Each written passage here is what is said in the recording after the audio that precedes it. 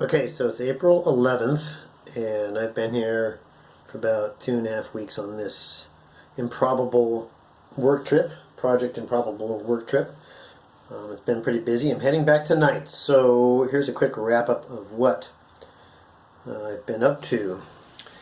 The main thing was getting all this carbon work done around the rudder bearing housing. That's all now tied in to the hull around here.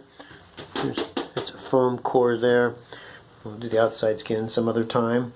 And a lot of prep and a lot of painting to get it look nice. And this is the aft cabin bunk frame that's going to sit on here. We're going to be getting that made out of foam and glass. I'm going to keep it lightweight. They'll sit on top of this framework. I'll have to work out how the pieces go on it because it's too big to fit in the hatch. So there'll be a split here and a split there. I might have to do some little flanges on it to make sure it doesn't wiggle around. But we'll figure that out.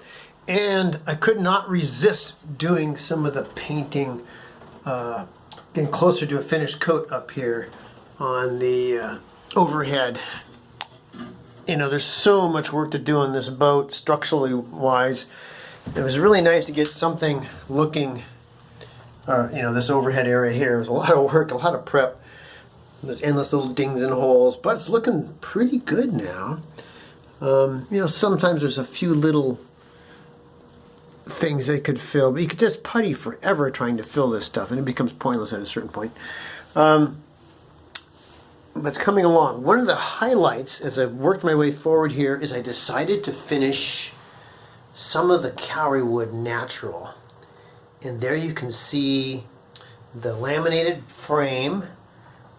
It took a lot of sanding to get all the paint out, all the, you know, I didn't get everything out of it.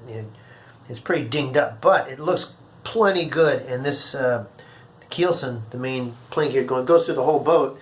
How much of that will finish natural, I don't know. But for back here, I wanted to highlight where the carbon kind of goes up, ties into it. You know, there's carbon all over the place here, but that ties into that piece of Cowrie. You cannot get this wood anymore, like at any price.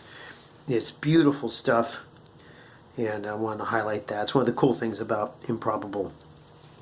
I was talking to Jim Betts, the boss here at the shop where they build the boats here, and he said a few years ago they tried to.